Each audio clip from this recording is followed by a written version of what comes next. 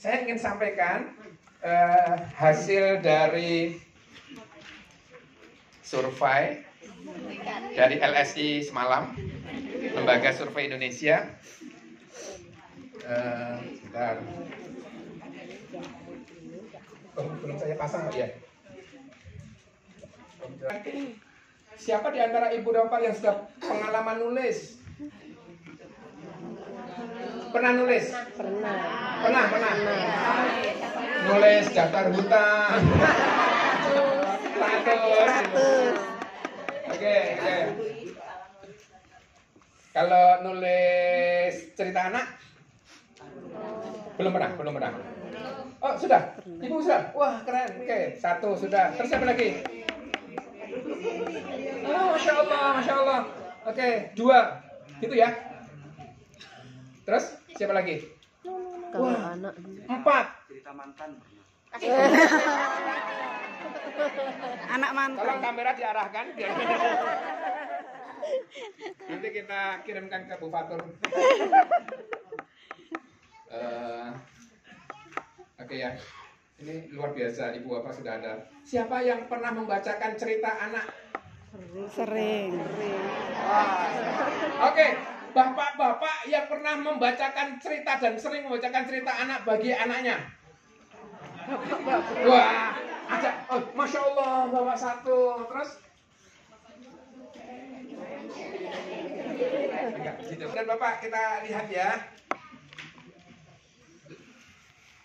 Yes. Ini.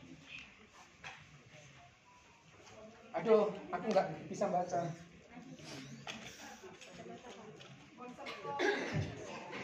Sudah tua, fokus. Tapi kalau uang kok bisa kelihatan ya jauh-jauhnya. Apakah Anda pernah membuat karya tulis? Apa saja? Cerpen 28,8%. Oh tadi berarti yang nggak ngaku tawadhu. Suka tertawa sambil duduk. Artikel 13,7%. Karya ilmiah, wah ini yang paling banyak ya, karena tugas pasti. Iya. Enggak, paling tidak kan aku kan sudah nulis skripsi. Itu mana ketulis. Kemarin kata siapa, Om John? Kata siapa yang skripsi lebih mudah daripada nulis cerita? Katanya tulisan paling mudah itu adalah skripsi, dan tulisan yang sulit itu adalah fiksi. Ya Allah, ini orang nggak pernah menulis skripsi pasti. Padahal kan Skripsi susah. butuh berapa lama ibu bapak nulis skripsi? 6 bulan. Sudah. Nggak usah curhat. Nah, kalau di sini yang seringkali memberikan pertolongan pertama pada stres skripsi adalah Bu Kusmarwanti itu. Telaten sekali menghadapi adik-adik yang sudah mau Drop out.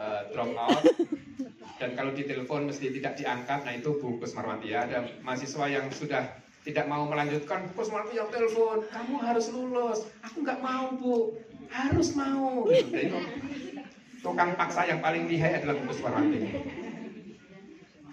Tulisan hikmah 4,3%. Ini apa ya tulisan hikmah itu ya? Tentang motivasi kehidupan. Oh, refleksi. Mungkin best practice termasuk itu ya? Iya. Tulisan motivasi, wah banyak sekali. Ini mesti para pegiat WA. Iya.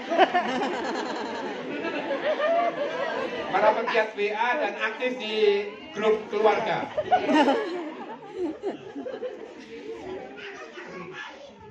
Belum pernah 11,5%, tidak pernah 8,6%. Ini apa ya ini ya? Lain-lain. Cerita anak. Ghibah. Ghibah 3,6%. Oke. Dan seterusnya ya. Baik. Jadi sebenarnya ibu bapak sudah punya pengalaman menulis kan? Seberapa sering Anda membuat karya tulis? Kadang-kadang. Oh banyak. Kadang-kadang. Pertanyaan paling sulit bagi orang Indonesia adalah kadang-kadang. Kalau dikasih pertanyaan mesti kadang-kadang tehnya manis atau tawar? Sedang. Tengah-tengah. Kamu rajin atau enggak? Ya, kadang-kadang. Kamu soleh atau enggak? Ya, kadang-kadang. Kadang-kadang itu jawaban paling aman bagi orang Indonesia. Ada yang rutin, tidak pernah 43,2%. Oke. Apakah Anda pernah menulis karya sastra? Yang paling banyak puisi. Wis. Pak Fatur pasti dia, termasuk juga. Masuk di situ. Masuk.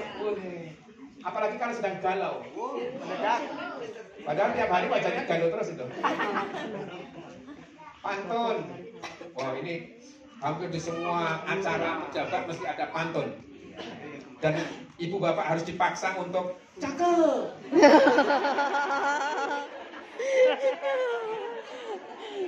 Sukarela lah Pak. Gara-gara Insentif. setiap acara formal dinas itu mesti ada pantun. Dan sejelek apapun pantun yang dibuat oleh pejabat kita harus mengapresiasi. Ya Allah, jeleknya luar biasa sebenarnya ya. Mau tidak mau kita harus bilang Cakep. Itu yang menyebabkan sejumlah salon di Samarinda tutup. Karena sudah cakep tanpa pergi ke salon. Ya Allah, gojekan bapak-bapak nggak lucu. Oke, dongeng 8,6%. Kok saya nggak ngisi pantun? Fabel Kan sering 7. bikin pantun. Luar biasa. Oh, ada yang sudah nulis novel? 2 orang 1,4. Siapa? Ibu? Ini. Masya Allah. 2. Mbak Kos sudah ada 2 yang nulis novel, Mbak Kos. Bu Kos ini sastrawan ya. Juara nulis sayembara tingkat nasional berkali-kali gitu, Bu Kos Marwanti itu. Nah, karena sekarang sudah tua, nulisnya ke hikmah dan refleksi diri. Kalau saya beralih ke nulis naskah khutbah Jumat gitu. Karena ditunggu se-Indonesia. Oke, apakah Anda mengetahui tentang sastra anak? Oh, sebagian besar tidak. Kita cenderung akrab dengan sastra anak, tetapi kita tidak tahu tentang sastra anak. Itu hal yang wajar atau enggak? Wajar, kadang-kadang kita tahu motor Honda, tapi kita tidak tahu detailnya tentang motor itu. Aku adalah pengguna, tapi aku tidak terlalu banyak mengetahuinya. Oke. Apakah Anda pernah menulis sastra anak? 89,9% mengatakan belum pernah. 10,1% mengatakan pernah.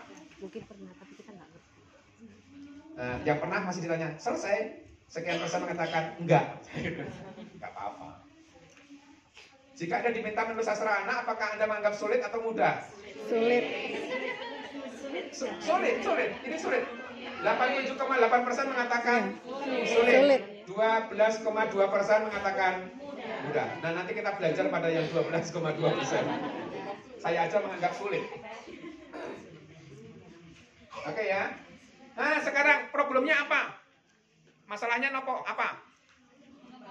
Mengembangkan Satu. Mengembangkan ilustrasi. Ilustrasi. Oh, nggak punya ide? Nggak ada ide? Gimana aja kalau idenya? Mengembangkan cerita konflik. Oh, Ciptakan konflik. ibu. Hari ini ya. Oh, itu saya ilustrasi. Oh, gimana? Ilustrasi. Ya baik, kalau kesulitan saya pribadi itu menurut saya tuh menulisnya terlalu panjang, padahal untuk anak itu menurut saya diusahakan pendek, tapi untuk memendekkan kisah mungkin karena perempuan jadi tetap aja panjang. Seperti itu. Suka yang panjang. Sebenarnya problem ibu adalah mengakhiri cerita kan? Iya. Cerita, ya Allah, aku bisa bayangkan suami ibu betapa sabarnya gitu. Oke, siapa lagi? Ilustrasi. Oh ya. Ilustrasi. Oh, konsisten, problem konsistensi. Kadang ingin nulis, kadang saat-saat tertentu kita merasa tulisan kita itu jelek. Terus karena jelek, kita tidak berani untuk menulis dan melanjutkan. Oke. Kenapa itu bisa terjadi, Ibu Bapak? Tidak pede. Tidak pede dengan tulisan. Iya. Oke. Oh, lingkungan nggak mendukung. Itu lingkungan itu apa itu?